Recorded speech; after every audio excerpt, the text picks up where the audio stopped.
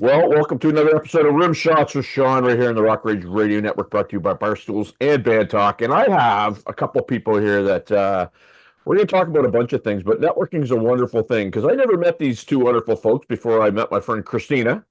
And I have Ashley and I have Ian, Chris. They just, am I allowed to say you just got hitched? Yes, September 29th of this year, we got married. Yes. Awesome. And they are with Foxxie Entertainment. Thank you so much for being here. Thank you. Thank you for having us. So first, I guess we'll start out of the gates. Ashley, just give us a little background on Foxxie Entertainment and what it is that you do. Okay, well, first of all, we spell the name Foxxie, Foxie, which was inspired by one of his original bands. Oh, nice. So basically, I have a history of sales in Paul Mitchell and major companies. So we took my sales experience and his music experience and we put it together and we started booking bands. We booked the likes of, with the management above, allowing us to book Joel Hoekstra with from Whitesnake, with Brandon Gibbs from Devil City Angels. They have a rock acoustic show that is amazing. And we just booked them in Florida. We also have Ted Coley, who's very good friends, and Joel Hoekstra also very good friends with Ian. Ian has played with Joel Hoekstra from Whitesnake and Constantine Morellis he was one of the top 6 from American Idol. They did a 4-year run until COVID came of what was it again? The Princess Yacht, New York City. And so we put all this together and we figured if we can get Joel, if we can get these people, and we basically put our heads together and we found an amazing KISS tribute band called Psycho Circus NYC. I've had people ask me, do they use tracks? They don't. They talk, they sound like them. They're amazing. They're one of our biggest bands that we're doing now. So basically my goal is to furthermore into getting really good tribute bands, but they have to emulate them. They have to look, dress, and sound.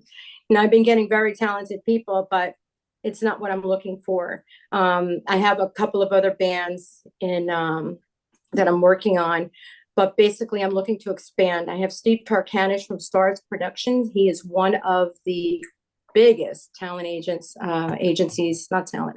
booking agencies throughout the United States. And he's very good friends with Ian and he's helping me. And I'm starting to grow, getting into major venues, Hard Rock Cafe. I have Broken Goblet. We also have, who else do we have? I don't have my list on me and I can be a little nervous here, but we're getting into major venues. You're doing great. We're getting into big venues. My goal is big venues and I've got my door in Hard Rock. I've got the Broken Goblet. I've got, it's called the Ritz Arts Performing Center in, Pennsylvania, and many others that we've been doing very well. And this is really working with my KISS tribute. My KISS tribute is a gold mine. They really are. And I'm looking for tribute bands and everyone is talented, but you can sound like them, but you have to look like them. And that's what I'm looking for. We are growing. We are getting more attention from venues that are contacting us. And I think next year is going to be big for us. I really do, because we're doing well. Fantastic. I hope I did that right. No, absolutely. And you didn't come across as nervous at all, Ashley. So good job. You mentioned Ian. Now, you know what? I want to throw it over to you just for a second because Ashley said something that has always fascinated me. My first agent was a guy who toured around Atlantic, Canada for years as a guitar player. He was in a duo. And he got to the point where, you know what? I want to have a family. I'm getting tired of this. So he got actually into the business side of things. He became a booking agent. He did that. One of my favorite people that I follow quite a bit is Paul Gary from Extreme. I'm a drummer myself. He got into the business. Now he's this huge management guy. What was your trajectory to get into that? Was it, you were kind of, I've had enough of this. I want to actually get into the other side of the business. How did that work out? Let's see. I was very similar to what you just mentioned about your past friends and colleagues. I kind of wanted to move on. I had a Whitesnake tribute in mind, but I haven't kicked it out of bed yet, but it just wasn't working out for the time period. And Ashley had mentioned that she would like to try to get into the booking end of it. And I said, well, I could help you the best that I can. I do have contacts and things like that. And that's kind of how it kicked off on my end. She's heard this KISS band. And I said, all right, I've even met the real guys from Kiss, a couple of them, and said, okay, this has got to be good. And I'm good friends with Rick Fox from Steeler and Wasp, and he's been with Kiss like forever, I think, the beginning.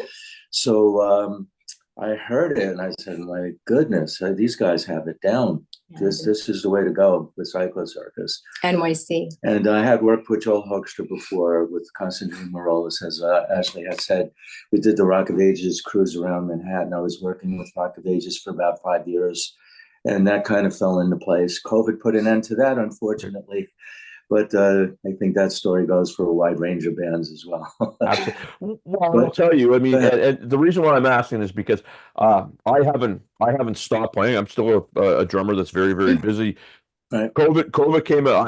I couldn't play, so I did this. I decided, hey, I'll do a podcast for 5 weeks. We'll have fun with it. And here I am, almost 5 years later. So that fascinates me because I think in music sometimes people, if they're musicians, think it can only be a player. And if you're not just a player, you're kind of selling out. And Ashley, I'd love to get your 2 cents on that because you're around Ian quite a bit, and I'm guessing, the dream, if you will, isn't done, but he's kind of in a place where, if he wants to get back and play, he can play, but he's doing another part of the business that he's probably enjoying quite a bit. Yes. So what did you want to hear from me? I'm sorry. I'd love to get your 2 cents because it's always the partner that kind of deals with that side of things, right? You got my 2 cents. Ian is a rock star himself. He had a record deal with EMI Records with a band called Baby Jane. He was the lead singer and he wrote some lyrics, correct? Mm-hmm. And they were in the middle of recording for 2 years, and then the grunge era came and put the 80s music on the back burner. So then from there, yeah. So he's got all this experience. So he's got a band. He's got people that'll back him up. He can sing like David Coverdale. I will be his agent. I will stick him everywhere I can. I think that, as a team, we can do it. And I have a goal, and my goals are big venues, not little venues. My goal is to have relationships with these big venues. So I'm telling him, do the White Snake. I have relationships now. We can get you in. And I think that he really should try it. He's got a voice like Brittany Fox wanted him. He went and tried out for Brittany Fox. They were going to hire him. Guess what? He didn't play guitar. But he can sing Brittany Fox. He's got that voice. So he can do David Coverdale. He can make me money. You know what I mean? You're hitting on something here. You're hitting on something here that we talk about a lot on this podcast. And sometimes people roll their eyes when I bring it up. But the whole networking piece and the piece about goals, because what I find with a lot of musicians, especially the ones that I deal with, there's a lot of wants and there's a lot of I would never dump on dreams, but kind of pipe dreams, because they don't have defined goals. It's just like, I want to do something, but I don't know what it is I want to do. And then the networking piece. I mean, everybody knows, like, well, not everybody, but a lot of people think, you rehearse and you get better, and that's how people find you. No, it's usually networks where you get in, right? So Ian, maybe talk about that a little bit, because I mean, Ashley, you just nailed it. And I'd love to go back to you on your 2 cents on that too, but you can just speak about that just a little bit. Networking is very, very important.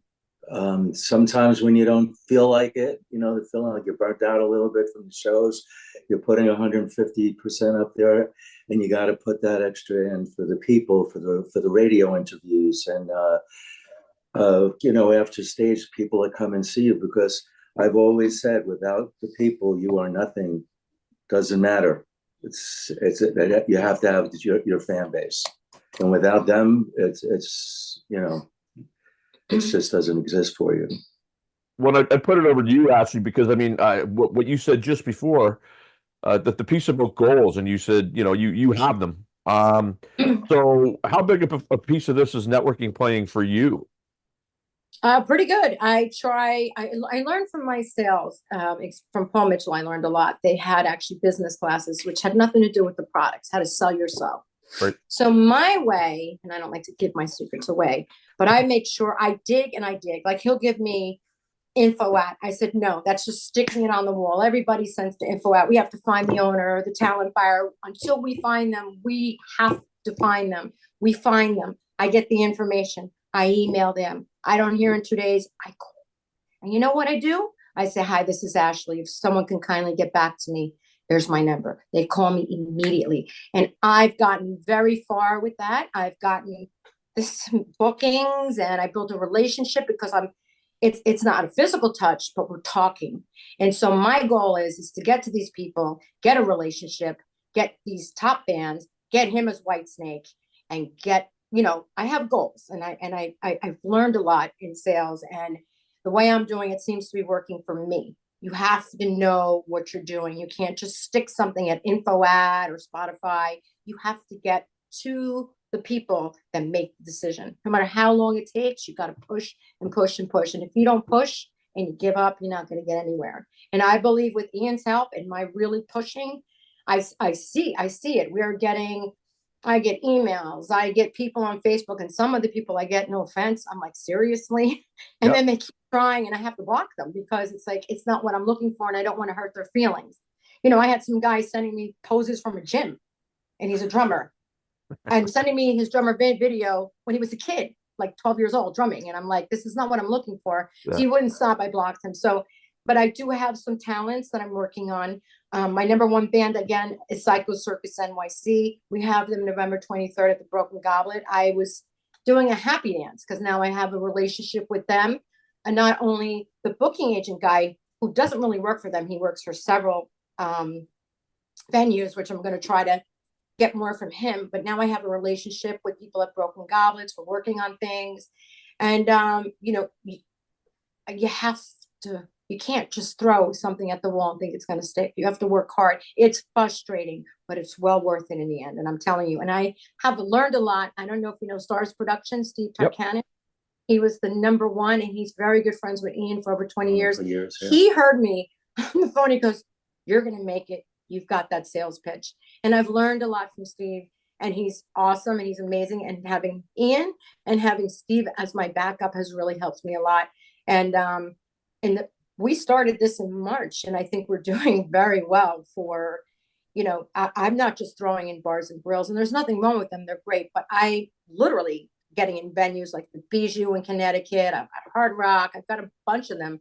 We're really doing very well. And the main thing is you have to push. You can't just, you have to network. And that's what I do. And like you said, I think earlier, what was that with you? Ian was saying that you got to have fans, because without your fans, you're nothing. And that's something that I believe Joel Hoekstra had said something at one of your shows. Somebody tried to stop the fans from coming for autographs. He's like, no, let them come, because of them. I'm where I am, and something like that. I don't want to quote unquote. So, I guess I learned from the best, and I'm happy where I am. I really am. I just need to grow further, and I hope I answered your question. No, you did, absolutely. And I was just about to say, we're here on the Rock Ridge Radio Network, Rim Shots with Sean, Ashley, Ian, Foxxie Entertainment, and for starters, as you can see, I'm a huge Kiss fan. I like to say that I did my part to put Gene and Paul's kids through school.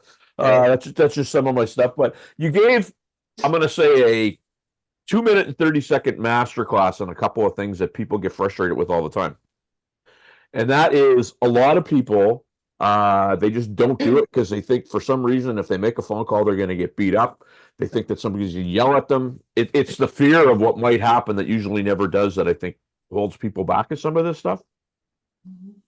And if you do, move on. Because if I did that with my sales with Paul Mitchell, and I had the fear to walk into the big salons, I would have never been where I was. Remember, I got an award. I was there 8 months, and I got an award because I just went in. Nervous as I was, I went in. I gave a gift to the girl at the front desk, because that's the person you got to pass through to get to the owner.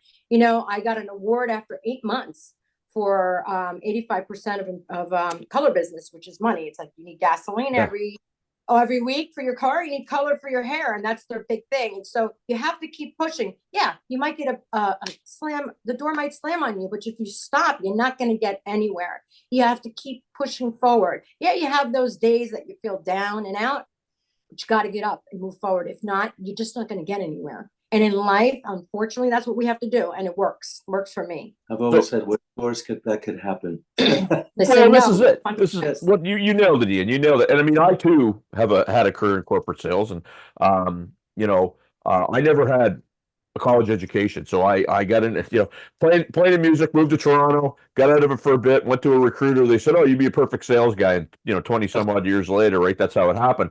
But one of the things that you absolutely nailed again is what could happen, right?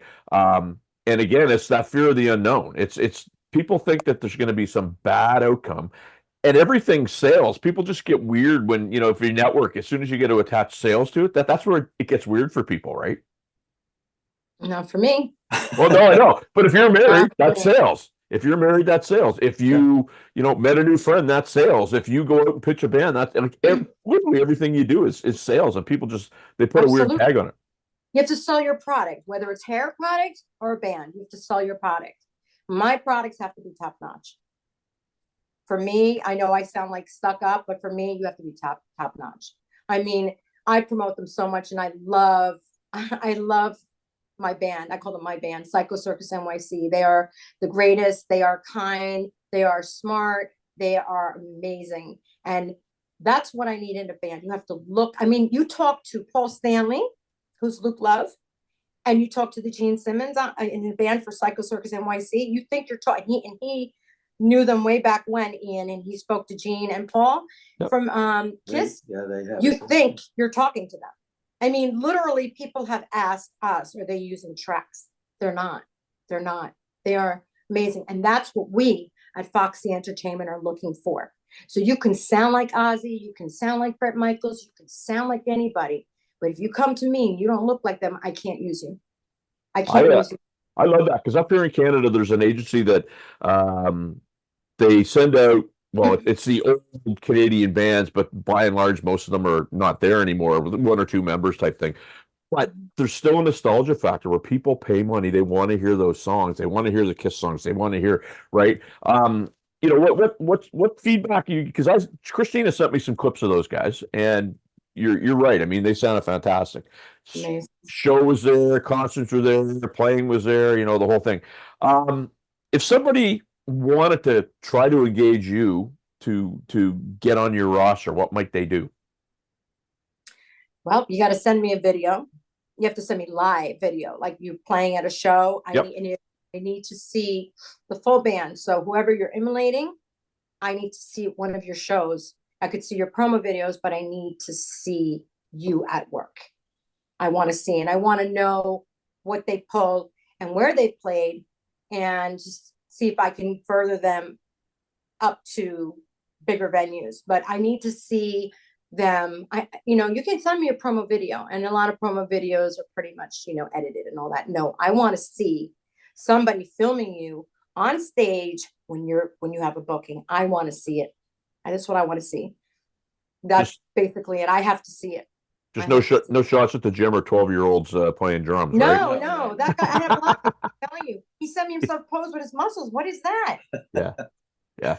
Well, and I mean, in this day and age too, it's so funny because a guy that I have followed quite a bit, and I communicate quite often with, is Matt Starr, who played with Ace Frehley, and and Matt kind of dispelled this rumor for a few people that I know, where they think that you got to be the best, and really it's a good individual that people want to be around, who's going to do the work, but an amazing musician who's an idiot is not going to get an opportunity where somebody below that's a good hang will, right? And so things like that are important to hear, because a lot of people think that they're going to get discovered on YouTube, and regardless of what their attitude is, people are going to look the other way and put them out there and work. Ian, I would ask you, Joe Holster. I mean, I follow him a bit. He comes across as a total pro. He comes across as a guy that is always prepared. There's obviously a reason why he gets called to do everything, right? Yes. So he's just not some guy that's kind of schlepping around. But would you agree with what I just said in terms of how people get their opportunities? With Joel, I would probably say he's the guy. If you're going to do this, he's got to emulate. I mean, I've been in the dressing room with him, and we were just talking, and of course, the money that we were making isn't anywhere near what Whitesnake, but he came in like he was playing for Whitesnake, and we had the outfits too, because at that point it was a '80s tribute called Rock Candy, and he just came in like he was playing for Whitesnake. Not a detail was off. And he was ready. Just got on there like he played with us for 5 years. No problem. There's a vibe on the East Coast. So I live in Halifax, Nova Scotia, which is East Coast of Canada. So I'm north of you guys. Um, and I remember there used to be bands out of Delaware and out of Washington and out of Jersey and sometimes Wilmington, Ohio that used to come up here and play. And they all had this work ethic. Like they would come up, they looked like $1 million, but it was like they were show bands. There wasn't like kind of five guys up there in jeans and ball hats. And is there something to be said for your neck of the woods that kind of that's the vibe of the people that really, make something happen? Well, I back then, yes, Yeah. everybody came, ready to play and put on the show. Now, unfortunately, as not so much the venues and the tribute bands are on a different level, but doing the bars and the clubs and like that, it's gone.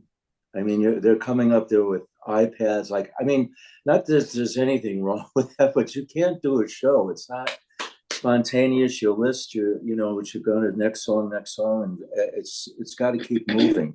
Right. That's how we ran it, at least. And it's got to keep moving. When you go to see Whitesnake or something like that, that's the level you got to keep it. That's easy. Anybody can do this part. Have your set list, have your lighting and everything else. But now that's so walk up there with no PA, nothing's mic'd, no lights, don't dress. It's Yeah. Why should I go see it? Well, that's a good point. And the band that I play in, I mean, we all wear the Warren Star stuff, and I mean, our singer, she does a great job of making sure that she looks out there, right? And we were playing at a club, and we took a break, and this guy came up and he come here for a second. I go over. He goes, "You look like a band." He goes, "I can't tell the difference between the people eating chicken wings and the people that are about to go on stage to play the music." And it was funny, but I got his point. His point was, I'm paying money to come in and see this. I'm taking time out of my day. I want to see something a little bit extra special, right? Yeah. Right, that's true. I mean, I stopped Rock Candy on what, a year ago or something like that. December 9th or whatever. Right after he every year he would do a Christmas holiday show with Ted Foley. Yeah, so that was my last night. But every time we played, probably a handful of bands that actually had a production. Everything else was what I just previously told you. It's nothing. Looks like somebody's rehearsal. Yeah. That's, and it's I don't know, music for me, like a lot of the new stuff, I'll be the first to tell you there's not a lot of new stuff that I'm listening to in quite some time, because and some of my friends make fun of me because of the fact that I'm into Kiss and I'm into the 80s thing, but it's like it was a show. It was you were getting more than just four guys up on stage tapping their feet playing chords, right? What part of the world do you reside in? I'm sorry. So you cut out what? What part of the world where do you live? We're in New Jersey. United States. So what part? We are about 10 minutes, a metropolitan area, 10 minutes from New York City. So I love New Jersey. I've been down there a bunch. This is going to sound so cliche, but I'm going to pick something off my, I can't reach it, but I mean, I watched The Sopranos probably twice a year, front to back. I loved it. And we have a show up here called the Trailer Park Boys. I don't know if you're familiar with it or not. No. It's just basically what it is. It's filmed here. It actually, Axl Rose comes to town and hangs out with these guys, and it's basically a show about working class people, and it's a comedy and whatever. What is it about Jersey that there's so much stinking talent there? It seems like there's such a work ethic with the musicians, and there's such a, I don't know what it is, I can't put my finger on it, but what is it about the vibe down there, and especially on the East Coast, that makes people from there want to aspire? I guess the area boasts Bon Jovi, Kiss, as you say, Bruce Springsteen for that matter. Pennsylvania, Bret Michaels. Yeah, Bret Poison, basically. Kiss. I think that's New York City. That's kind of like, I guess, where the mindset was always like Skid Row, Sebastian Bach. I think that's kind of like Rock of Ages was a success for 5 years. Yeah, basically an 80s show. Well, and you mentioned Sebastian. So Sebastian's actually from a town called Peterborough, Ontario, which is about an hour and a half anyway from Toronto. And one of my most special moments was a New Year's Eve, 93 or 94, I don't remember. We go and we play, we're middle band of 3 bands, and I get off the Right. stage and I hear, "You student," it was Sebastian. I was like, yeah, Sebastian told me I sucked, I can get through anything, you know what I mean? Right. So what do you have, so this is a fairly new venture for you, but you're hitting the ground running. I mean, really, if you think March is, you're almost a year into it, right? Because if you Right, start, yes. playing the calendar game, what are the goals for 2025? I mean, and we're 6 weeks away from it. My goals are to get more on my roster. My goals are to get bigger, not bigger, but relationship with major venues. And basically, spread out throughout the United States, and even like Hard Rock cafes that are all over the world. My goal also is actually we have Surges. What is it? Sturgis, yes. You ever hear Surges? Okay, Oh, yeah. I have. They are going to take in January. I have another phone call with the booking agent. Surges is where again? South Dakota. South Dakota. They want the Kiss band. So I'm expanding out. I have expanded out to Connecticut, Pennsylvania. Obviously New York is right here in New Jersey, but I'm trying to, I want to expand out everywhere possible. Even Canada. Canada. Hey, Yeah, we'll come There to you go. Canada. yeah, You know, any absolutely. places, send it my way. Yeah, absolutely. Because, well, it's funny you mention that because in my neck of the woods, I mean, the rock scene locally is, I wouldn't call it A1. I mean, it's there, but when something comes in from away, it really tends to do quite well. So I could see something like that obviously doing well. Last question for you two busy kids, because I want to make sure I'm respectful of your time. But first off, you covered how people could, potentially get on your roster. Where do my viewers, my listeners, because you're going to be on about 5,000 radio stations, I think, here when we release this. So where can my viewers / listeners find more about Foxxie Entertainment? What was that question again? I'm so sorry. Where can we find more about you? Okay, you can go to our Facebook page right now. I just have a Facebook page, which is Yep. Foxxie Entertainment Management, but you have to put in Foxxie, Foxxie Entertainment Management. They can also email us if they want to, and it's Foxxie. It's Foxxie, then ENTMGT. That's short for Foxxie Entertainment Management at gmail.com, or they can call me direct 201-923-1473. Love it. I want to thank you both for your time. We got just about to the 10, actually we got about 15 minutes, so that's great. Thank you so much for doing this. I'd love to stay in touch with you because we have a mutual friend in Christina that is a absolutely, she's great, by the way. She's yeah, great. Christina's We awesome. love, So we thank her We for thank her very much. bringing us to you. She's a great person. Very nice. absolutely. Thanks a lot for doing this, guys. Thank you, Thank my you. friend. Have a Take great We're care. back on the Rock Rage Radio Network after this.